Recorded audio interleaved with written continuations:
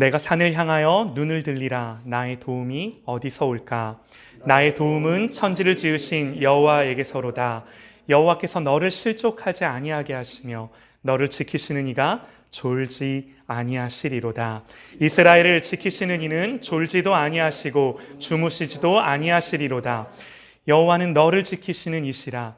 여호와께서 내 오른쪽에서 내 그늘이 되시나니 낮의 해가 너를 상하게 하지 아니하며 밤의 달도 너를 해치지 아니하리로다. 여호와께서 너를 지켜 모든 환난에서 면하게 하시며 또 내 영혼을 지키시리로다. 여호와께서 너의 출입을 지금부터 영원까지 지키시리로다. 아멘. 아멘. 할렐루야. 아멘. 아멘. 하나님이 오늘 너무 또 귀한 우리 선교사님을 이스라엘에서부터 저희를 위해 여기까지 보내주셔서 또 오늘 말씀 듣게 하시고 또 하나님 위로가 또 소망이 전해지게 하심을 감사합니다. 우리 김용진 선교사님과 우리 가족들 오셨는데요. 우리 100명이 있는 것과 같은 박수로 환영하도록 하겠습니다. 네, 고맙습니다. 감사합니다. 선교사님 잠깐 좀 소개를 드리면요. 네, 이스라엘 선교사님이시고요. 제가 잘 몰라요. 모르는데 하이파라는 곳에서 이제 사역을 하셨고 제가 잠깐 교제하면서 듣기로는 유대인들뿐만 아니라 또 소수민족들 또 이렇게 사역하시면서 또 예수님의 복음을 전하고 보통 이제 유대인들이 예수님을 믿기 너무너무 어렵고 힘들잖아요. 또 근데 그 땅 가운데 가가지고 이렇게 또 예수님을 증거하시며 소개하시며 참 이 열매들이 드러나고 또 보여지면 얼마나 감사하겠습니까? 그런데 하나님이 오직 주님을 바라보고 하나님 하실 일들을 기대하며 그 땅을 버텨내고 또 살아내시고 하신 것들을 제가 보고 참 너무 귀하고 도전이 됐습니다. 그래서 이 시간 또 선교사님 오셔서 우리를 향하여 내가 산을 향하여 라는 제목으로 말씀 전해주실 때 또 이 산 너머에 계신 우리 하나님을 바라보는 귀한 시간 되실 수 있기를 소망합니다. 우리 선교사님 앞으로 모시겠습니다. 네.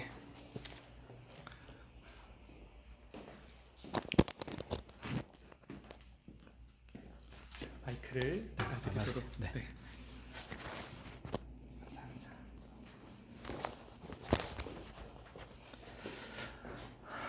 할렐루야. 네. 네. 깜짝 놀랐습니다. 네. 이렇게 귀한 예배 자리로 이렇게 불러주시고 함께 예배 드릴 수 있어서 너무 감사합니다. 이 코로나 때문에 잠자고 있던 예배의 영이 확 깨어지는 느낌을 예배 시간을 통해서 또 이렇게 경험하게 됐습니다. 감사하고요. 목사님 저에 대해서 이렇게 간략하게 소개했지만 너무 과찬이고요. 6년 동안 이스라엘에 있으면서 별로 한 게 없습니다. 솔직히. 네. 살기 바빴습니다. 네. 물론 이제 소수민족들을 위해서 저희가 문화사역을 같이 했는데, 물론 열매도 있었습니다. 열매도 있고, 참 귀한 값진 열매도 있었는데, 저희가 이제 코로나로 인해서 또 한국 나오면서 또 이렇게 만날 수 없고, 어떻게 보면 이제 두고 와버린 거잖아요.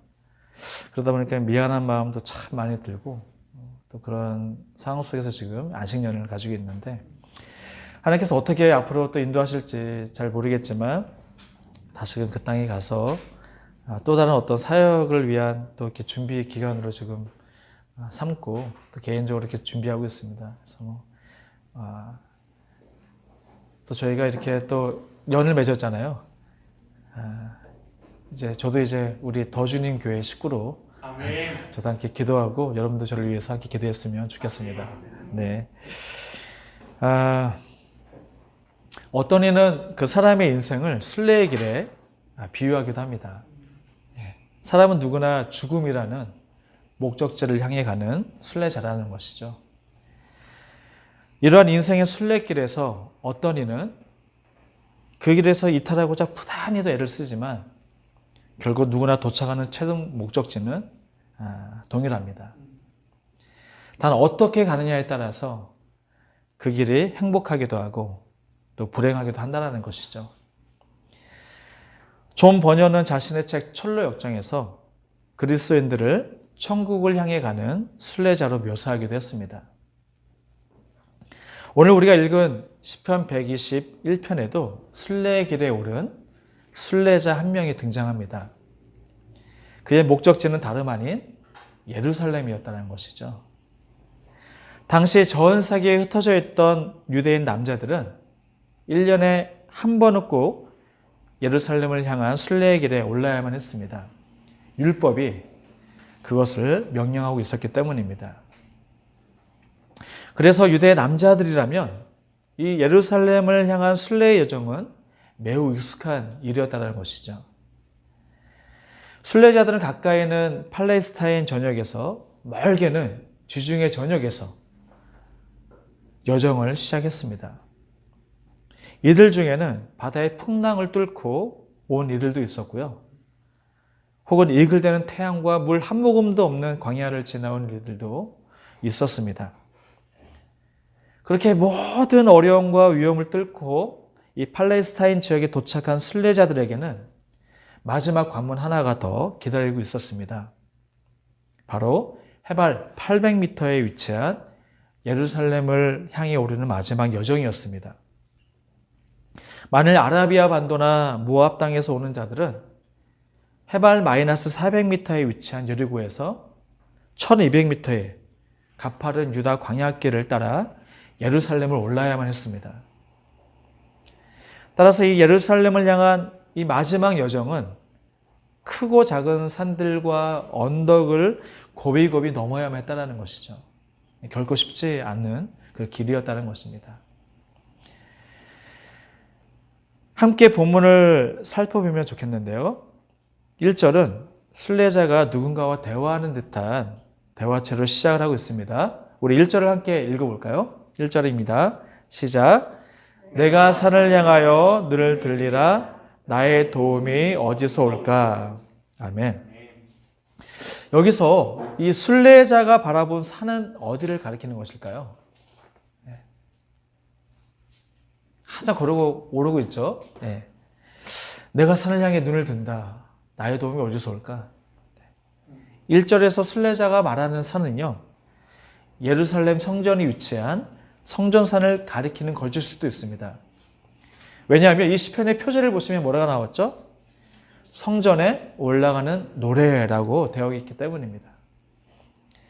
한편 어떤 학자는 이 시편은 당시 예루살렘을 순례하는 자들이 순례의 여정에서 즐겨 불렀던 굉장히 대중적인 노래였을 걸로 추정을 하고 있습니다. 따라서 이 시편에 나오는 산은 예루살렘에 오르는 길목에 있는 숱한 산들과 언덕들을 의미할 수도 있다라는 것이죠. 산이라는 히브리어 단어 하르가 원문에서는 단수가 아닌 복수, 하림, 다시 말해 산들로 기록되어 있기 때문입니다. 어쨌거나 산들을 바라보면서 순례자는 자신의 도움이 어디에서 오는지 질문을 던지고 있습니다. 나의 도움이 어디서 오는 걸까? 그리고 2절에서는요. 자신의 질문에 대해 스스로 답을 합니다. 나의 도움은 어디서 온다고요? 천지를 지으신 여호와에게서로다 고백하고 있습니다. 순례자는 자신의 도움이 예루살렘을 향해 오르면서 보게 되는 수많은 이 산과 언덕들을 만드신 창조주 하나님께로부터 온다라고 고백하고 있다는 것이죠. 그런데 문제는요. 이 순례자의 눈에 들어온 산과 언덕들의 정상에는 이방 신들에게 제사하는 산당과 분향단들이 질비했다는 거예요. 학자들은요. 이스라엘에서 여호와의 신앙이 최고조에 있을 때조차도 심지어 히스기야나 요시아와 같은 그런 선왕들의 통치 기간에도 이방 신들을 위한 산당과 분향단이 존재했다라고 말을 하고 있습니다. 그 절정의 시기는 다름 아닌 다윗의 아들 솔로몬의 재위 시절이었다는 것입니다. 당시 솔로몬은 자신과 결혼한 수천 명의 이방 여인들을 위해서요. 그들이 각각 숭배하던 신들을 위해 산당을 이스라엘 도처에 세우게 됩니다. 산 정상들마다 언덕들마다 그런 이방신들을 위한 산당들이 진립했다는 거예요. 누가 만들었습니까? 솔로몬이 자기 아내들을 위해서 만들었다는 거예요. 열왕기서에는 다음과 같이 기록하고 있습니다. 솔로몬이 여호와의 눈앞에서 악을 행하여 그의 아버지 다윗이 여호와를 온전히 따름같이 따르지 아니하고 모압에 가증한 그모스를 위하여 예루살렘 앞 산에 산당을 지었고 또 암몬 자손에 가증한 몰르고 위하여 그와 같이 하였으며 그가 또 그의 이방 여인들을 위하여 그와 같이 한지라 그들이 자기의 신들에게 분향하며 제사하였는지라 이렇게 나오고 있습니다. 이때 이 세워진 산당들은 줄곧 이스라엘의 여호와 하나님만을 섬기는 데 있어서 매우 심각한 걸림돌이 되고 맙니다. 따라서 1절에 나오는 이 순례자의 질문에는 다음과 같은 근심과 질문이 섞여 있었는지도 몰라요. 나의 도움이 어디서 오는 걸까? 저 산과 저 언덕에서 제사하는 이방신들에게서 오는 걸까? 비록 짧은 순간이었겠지만 많은 생각들이 교체했을 겁니다. 그러나 순례자는 이내 자신감 넘치는 믿음의 고백을 하고 있는 것이죠. 뭐라고 합니까? 나의 도움은 천지를 지으신 여호와에게서로다. 담대히 고백하고 있습니다. 이 여호와라는 이름, 이 여호와라는 이름은요, 하나님이 호렙산에서 모세에게 그리고 이스라엘 백성들에게 자신을 드러냈을 때 밝힌 당신의 고유의 이름입니다. 당시 이스라엘 둘러싸고 있던 나라들은 인류 문명의 발상지였던 이집트와 메소포타미아 제국들이었습니다. 그 제국들은 저마다 자신들이 섬기던 국제적인 신들이 있었다는 거예요. 모세가 어디 출신입니까? 이집트 출신 아닙니까? 그렇죠? 거기서 모세가 섬겼던 신들이 얼마나 많았겠어요? 이스라엘 백성들이 특히나 이 400년 동안 종살이했던 이집트는요, 태양신, 달신, 풍뎅이, 뱀, 송아지, 심지어 나일강조차도 신으로 섬기던 나라였다는 거예요. 포로로 끌려갔던 바벨론 역시 해와 달과 별들을 신으로 섬겼던 제국들이었습니다. 국제적인 신들이 진리배했던 거예요. 이처럼 이스라엘 백성들을 둘러싼 고대 근동의 세계는요, 그야말로 신들의 가죽장이었다고 해도 과언이 아닙니다. 수많은 신들, 수많은 자연과 피조 세계가 숭배의 대상이 되었던 때 하나님은 모세에게 이스라엘 백성들에게 자신을 누구로 소개하고 있습니까? 여호와라고 소개하고 있다는 것이죠. 그때부터 이스라엘은 자신들이 섬기는 하나님을 여호와로 불렀습니다. 문제는 당시 이스라엘이 섬겼던 신이 여호와 하나님만이 아니었다는 데 있다는 거예요. 당시 그들의 삶의 터전이었던 이 가나안 땅은요, 바알과 아세라의 땅이었습니다. 따라서 온갖 종류의 신들이 이스라엘을 현혹했고 그들은 여호와 하나님을 섬기면서 동시에 그 땅의 신들을 섬겼다는 것입니다. 그래서 이 구약의 선지자들은 오직 여호와 하나님만을 섬길 것을 호소했습니다. 눈물로 호소했죠. 제발 우상을 숭배하지 말고 너희 하나님 여호와를 섬겨라. 심지어 이 호세아 선지자는요, 이스라엘의 이 우상 숭배를 하나님, 여호와 하나님에 대한 간음으로 표현할 정도였습니다. 왜 이렇게 음행하느냐? 네. 히스기야나 요시아와 같은 위대한 왕들이 제위에서 제일 먼저 했던 것도 뭔지 아세요? 이스라엘 도처에 있었던 산당과 분향단을 부수는 일이었습니다. 아무리 부수도 뭐합니까? 또 악한 왕이 제위했을 때는 산당이 다시금 재건되고 분향단이 재건되었다는 거예요. 이 백성들의 삶 깊숙이 자리 잡은 이 혼합주의적 신앙을 부수는 일은 전혀 다른 문제였다는 것입니다. 눈에 보이는 산당들은 파괴되었고 분향단은 파괴되었지만 이 보이지 않는 마음속에 산당들이 여전히 남아있었다는 거예요. 그래서 의로운 왕들이 죽고 악한 왕들이 일어나면 어떻게 해요? 다시금 또 이방 우상들을 섬기고 또 한편에서는 여호와를 섬기고 늘 왔다 갔다 했다는 것이죠.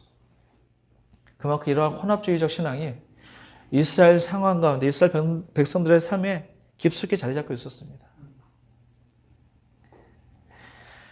오늘을 사는 우리 그리스도인들도 이와 같은 혼합주의 신앙이 노출되어 있는지도 모릅니다. 저도 마찬가지예요.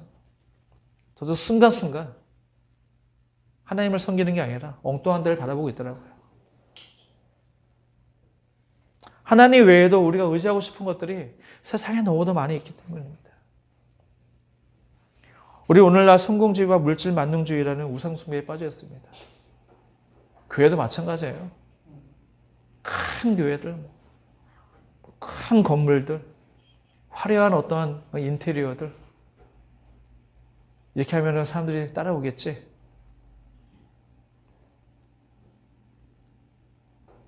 눈에 보이지 않는 하나님보다 눈에 보이는 이 풍요로움이 우리의 마음을 빼앗곤 한다는 것이죠. 우리는 언제나 이 둘 사이에서 왔다 갔다 합니다. 우리는 우상을 섬기지 않는다고 생각하겠지만 하나님보다 더 높아진 것들이 우상이라고 성경을 말씀하고 있죠. 내 마음이 하나님보다 물질에, 성공에, 명예에, 권력에, 인기에 더 집착하고 있다면 그것이 우상숭배입니다. 이러한 우상적 요소들은 우리가 순례의 길을 가는 데 있어서 매우 심각한 걸림돌이 되고 있다는 것입니다. 존 버년의 철로 역정에 이러한 글이 있어요. 제가 한번 읽어볼게요. 그때 꿈속에서 나는 보았다. 마을 이름은 허영이었고 마을에서는 허영 박람회가 열리고 있었다. 허영 박람회라는 이름이 붙은 것은 거기서 팔거나 나오는 모든 물건이 허영이기 때문이다. 이 박람회는 절대 신종 사업이 아닌 옛날부터 늘 있어왔던 것이다. 이 박람회에서 파는 상품들은 온통 집, 땅, 명예, 감투, 직함, 정욕, 쾌락과 같은 것들이며 아울러 매춘, 아내, 남편, 자녀, 종, 몸, 영혼, 금, 진주, 보석 따위의 각종 즐거움을 비롯해 없는 것이 없었다. 앞서 말한 것처럼 천상의 도시로 가는 길은 허영 박람회가 열리는 이 마을을 반드시 지나게 되어 있다. 이 마을을 지나지 않고 그 도시에 가려면 세상 밖으로 나가야 한다. 만왕의 왕이신 그분도 이 땅에 계실 때 이 마을을 지나 자기 나라로 가셨다. 그때도 박람회가 열리고 있었다. 그분을 꼬드겨 허영을 팔려 했던 자는 이 박람회의 최고 우두머리였던 바알세불이다. 그는 마을을 지나시는 그분께 줄곧 경의를 표하며 박람회의 주인을 시켜주겠다고 유혹했다. 바알세불은 그분을 거리마다 데리고 다니며 짧은 시간 안에 세상의 모든 부귀 영화를 보여주었다. 어떻게든 복되신 그분을 꼬드겨 값을 깎아 자기 허영을 사게 하려 한 것이다. 그러나 그분은 그따위 허영 상품에 아무런 관심도 없었기에 단 한 푼도 쓰지 않고 그 마을을 떠나셨다. 예나 지금이나 인간을 향한 허영이라는 유혹은 변하지 않습니다. 오히려 더 강력해져서 활기를 치고 있다는 것이죠. 17세기 존 버년은 이러한 인간의 허영과 탐욕에 대해서 경고했었던 것이죠. 오늘 시편 121편에 등장하는 순례자는 이러한 혼합주의 신앙이 팽배했던 시대, 오직 여호와 하나님만이 나의 도움이라는 담대한 고백을 하고 있던 것입니다. 나의 도움은 천지를 지으신 여호와에게서로다. 아멘. 그런데 이 시편 121편을 자세히 보면요. 1절, 2절은 주어가 1인칭 주인공 시점인데 반해서 3절부터는 갑자기 3인칭 관찰자 시점으로 시점이 바뀌고 있습니다. 이것은 마치 1절, 2절에서 순례자가 고백했던 것에 대한 응답어조로 누군가가 그 순례자에게 화답하고 있는 듯한 느낌을 주고 있다는 것이죠. 이 학자들은요, 이 시편이 대화체로 1절, 2절이 성전에 오르는 순례자의 노래이고 고백이라면 3절부터는 성전 제사장이 거기에 대한 응답으로 축복하는 노래라고 이렇게 주장하기도 하고 있습니다. 우리 3, 4절을 함께 볼까요? 함께 읽겠습니다. 시작. 여호와께서 너를 실족하지 아니하게 하시며 너를 지키시는 이가 졸지 아니하시리로다. 이스라엘을 지키시는 이는 졸지도 아니하시고 주무시지도 아니하시리로다. 아멘. 당시 고대 근동의 신화들을 보면요, 신들은 오히려 인간들보다 더 인간적인 약점들을 지닌 존재들로 묘사되고 있습니다.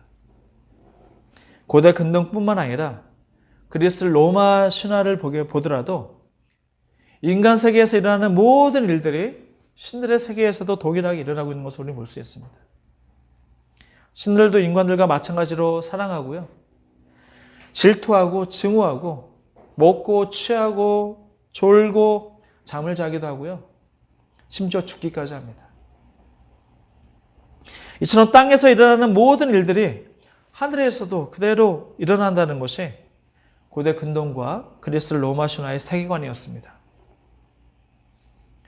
심지어 신이 인간에게 조종을 당합니다. 인간이 신들을 조종해서 자신의 뜻을 이루곤 합니다. 하지만 오늘 이 시편의 기자는 여호와 하나님은 당시 보편적으로 숭배되던 이러한 신들과는 근본적으로 완전히 다른 분임을 선포하고 있습니다. 3절 보십시오. 시편 기자는요, 여호와 하나님은 결코 졸지도 주무시지도 아니하는 분이라고 고백하고 있습니다. 이처럼 유일신 이 하나님만 섬기는 이스라엘의 세계관은요, 당시 보편적인 세계관과는 완전히 달랐다는 거예요. 예수님께서 우리에게 가르쳐주고 있는 게 뭡니까? 여러분 주기도문 다 아시잖아요, 그렇죠? 뜻이 하늘에서 이루어진 것처럼 땅에서도 이루어지리라. 다시 말해 유대 기독교 세계관은요, 하나님의 뜻이 하늘에서 이루어지듯 땅에서도 이루어져야 한다고 말하고 있습니다. 그리스 로마 신화의 세계관, 즉 땅에서 이루어지는 일이 하늘에서 이루어지는 것이 아니라 하늘에서 이루어지듯 이런 일들이 땅에서도 이루어지는 것, 이것이 바로 하나님이 창조하신 세계였고 하나님 나라의 법칙이라는 것입니다. 계속해서 5절, 6절 보시면요, 이 시편의 이 고백이 점점 더 강화되고 있습니다. 우리 한번 같이 읽어볼까요? 5절, 6절입니다. 시작. 여호와는 너를 지키시는 이시라. 여호와께서 내 오른쪽에서 내 그늘이 되시나니 낮의 해가 너를 상하게 하지 아니하며 밤의 달도 너를 해치지 아니하리로다. 아멘. 이 시편 기자는 이글거리는 광야의 태양이 예루살렘 성전을 향해 오는 순례자들을 결코 상하게 하지 못한다라고 말씀하고 있습니다. 제가 이스라엘에서 살다가 보니까 별일을 다 그동안 없었던 그 햇빛 알러지가 생기는 거예요. 너무 강하다 보니까 머리가 다 그냥 휘어버려요. 너무 강합니다. 특히 이 광야에서 이 햇빛은 정말 굉장히 죄악입니다. 1시간만 물 안 먹고 있으면 그냥 탈진된다는 거예요. 계속 물을 마셔줘야만 돼. 30분마다 한 번씩. 아니면 그냥 탈진되고 자기도 모르게 쓰러져 버립니다. 과장이 아닙니다. 여호와께서 당신의 성전을 향해 오르고 있는 이 예루살렘을 향해 오는 순례자들을 어떻게 한다고요? 지켜주신다. 그늘이 되어서 지켜주신다는 겁니다. 여러분, 이스라엘 가면요, 아무리 광야에서 엄청난 햇빛이 내려지더라도 그늘만 있으면 시원합니다. 평온하게 안식을 누릴 수 있어요. 그들이 얼마나 소중한지 광야에 가보시면 알아요. 그들은 성경에서 하나님의 보호하심을 상징하고 있습니다. 이스라엘 백성이 출애굽해서 광야에서 40년을 보낼 때 여호와께서는 구름 기둥을 통해서 광야의 강렬한 태양으로부터 자기 백성을 보호했습니다. 좀 전에도 말씀드렸지만 이 태양은요, 고대 근동에서 가장 유명한 신으로 추앙받고 숭배되고 있었습니다. 낮에 해가 어떻게 한다고요? 너희를 상치 못한다. 하나님이 그 모든 신들로부터 너를 보호하신다는 거예요. 또 시편 기자는 밤의 달도 너를 해치지 못한다고 고백하고 있습니다. 고대 근동에서 다른 종종 학질이나 나병 또는 실명과 간질을 가져오는 신으로 여겨졌고 숭배되어 왔습니다. 따라서 이 여호와 하나님은 이러한 모든 질병으로부터도 우리를 안전하게 지키신다고 시편 기자는 고백하고 있는 것입니다. 이를 통해서 이 시편은요, 당시 수많은 사람들이 신으로 숭배하고 있던 해와 달은 숭배해야 될 대상이 아니라 하나님이 만드신 피조물에 불과하다고 담대하게 선포하고 있는 것입니다. 당시 보편적으로 가장 많이 숭배되었던 이 신들이 신이 아니야. 하나님이 만드신 피조물에 불과하다라는 것이죠. 이것은 당시의 보편적 세계관을 완전히 뒤집어 엎는 혁명과도 같은 고백이기도 했습니다. 끝으로 이 시편 기자는 7절, 8절을 통해서 이 시편의 대미를 장치하고 있습니다. 우리 함께 읽어볼까요? 7절부터 8절입니다. 시작. 여호와께서 너를 지켜 모든 환난을 면하게 하시며 또 내 영혼을 지키시리로다. 여호와께서 너의 출입을 지금부터 영원까지 지키시리로다. 아멘. 우리의 출입을 지키신다. 그분은 우리의 나가고 들어오는 모든 과정을 지키신다라는 겁니다. 천지의 창조주께서 우리의 모든 것을 아시고 우리가 어디에 거하든지 늘 우리와 함께 하시는 임마누엘 하나님이시고 우리를 인도하신다라는 것입니다. 시편 139편 7절 10절 제가 한번 읽어보겠습니다. 내가 주의 영을 떠나 어디로 가며 주의 앞에서 어디를 피하리이까. 내가 하늘에 올라갈지라도 거기 계시며 스올에 내 자리를 펼지라도 거기 계시나이다. 내가 새벽 날개를 치며 바다 끝에 가서 거주할지라도 거기서도 주의 손이 나를 인도하시며 주의 오른손이 나를 붙드시리로다. 아멘. 이 하나님이 우리를 위하시면 누가 우리를 대적할 수 있습니까? 사도 바울이 로마서 8장에서 고백하고 있습니다. 만일 하나님이 우리를 위하시면 누가 우리를 대적하리요? 내가 확신하노니 사망이나 생명이나 천사들이나 권세자들이나 현재일이나 장래일이나 능력이나 높음이나 깊음이나 다른 어떤 피조물이라도 우리를 우리 주 그리스도 예수 안에 있는 하나님의 사랑에서 끊을 수 없느니라. 아멘. 사랑하는 우리 더주님 교회 식구 여러분, 우리 성도 여러분들, 지금 여러분의 순례길은 어디쯤 와 있습니까? 우리는 가던 길을 잠시 멈추고 우리의 길이 바로 가고 있는지, 그 어떤 거와 누구와 함께하고 있는지를 돌아볼 필요가 있습니다. 히브리서 11장은 믿음을 따라 살던 선진들의 이야기를 들어주면서 그들 모두 하늘의 고향을 동경하며 살았다고 말씀하고 있습니다. 베드로전서는 세상 곳곳에 흩어져 있는 성도들을 가리켜 뭐라고 말씀하고 있습니까? 나그네라고 지칭하고 있습니다. 다시 말해서 목적지를 향해 순례하는 자들이라 라고 고백하고 있는 것이죠. 찬양가수 홍수관 목사님의 글에 이런 글이 나옵니다. 제가 한번 읽어보겠습니다. 뉴저지에 있는 세븐 레이크 중 한 군데를 가보면 멀리 캐나다에서 날아온 철새들을 만납니다. 호숫가에서 하루 종일 코를 쳐박고 사는 그 새들은 어리석은 포식으로 몸이 불어 둔한 새가 되었습니다. 오직 먹기에만 전념하여 어색한 평화를 만듭니다. 먹을 것이 많으니 고향으로 돌아갈 이유도 멀어지고 어디서 왔는지 어디로 가야 하는지도 모르게 되었습니다. 날지 못하는 새, 거북하고 뚱뚱한 새, 철새가 텃새가 되었습니다. 변질이지요. 호숫 가서 내내 꿈을 대던 그 새들은 평화로움이 아니라 끔찍한 정죄였습니다. 제 몸 먹이려다 날개도 접은 새, 식탐이 나은 형벌이었습니다. 날지 못하니 새가 아닙니다. 고향을 모르니 뿌리도 모릅니다. 제 몸 무거우니 제 길을 가지는 못합니다. 새는 나라의 평화입니다. 가벼운 삶이 평화입니다. 날지 못하는 새, 텃새로 변한 새, 어쩌면 이 세상을 사랑하는 우리의 자화상일지도 모르겠습니다. 모든 것이 평화로운 이 땅에서 우린 더 이상 본향을 그리워하지 않습니다. 멈춰버립니다. 안주해버립니다. 비대해집니다.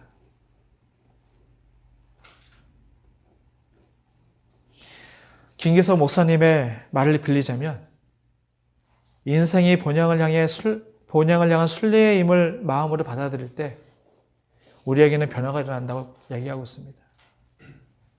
순례자들은 계속해서 삶의 군더더기를 덜어냅니다. 무거운 짐을 지고는 순례의 길을 가기가 어렵기 때문이죠. 하여 순례자들은 허영과 교만, 탐욕이라는 무거운 짐들을 청산해 버립니다. 그 길을 함께 걷는 벗들과 좋은 것을 나누며 살아갑니다. 때로는 걸음이 느린 사람을 기다려주기도 합니다. 결코 혼자 가는 법이 없습니다. 함께 갖는 벗들의 아픈 다리를 주물러 주기도 한다는 것이죠. 으쌰으쌰 힘내자. 우리 함께 가자. 이제 인생이라는 삶의 순례길에서 모진 환경을 극복하고 점점 정상을 향해 가까이 가고 계시는 분도 계시고요. 이제 막 평지에서 산을 오르기 위해 손을 거르시는 분도 계실 겁니다. 그리고 저와 같이 한참 산의 중턱을 향해서 오르고 있는 분도 있을 겁니다. 지금까지의 여정, 이 여정을 힘겹게 오르셨습니까? 그 어떤 것으로도 심한 갈증이 채워지지 않습니까? 혹은 어떻게 올라야 할지 막막하십니까? 순례길에서 해를 당할까 두려우십니까? 목적이 뚜렷한 순례의 길을 걷기 싶으십니까? 그렇다면 시편 121편을 여러분의 삶의 애창곡으로 삼으시기 바랍니다. 그리고 삶이라는 순례의 여정 속에서 태초부터 내 인생을 계획하시고 설계하신 창조주 하나님과 늘 언제나 동행하십시오. 우리 하나님은 길이 없는 광야에 길을 내시는 분이십니다. 물이 없는 광야에 강을 내시는 분이십니다. 오늘 이 은혜가 저와 여러분의 삶 가운데 함께 하시기를 주님의 이름으로 축복합니다. 잠깐 기도하시겠습니다.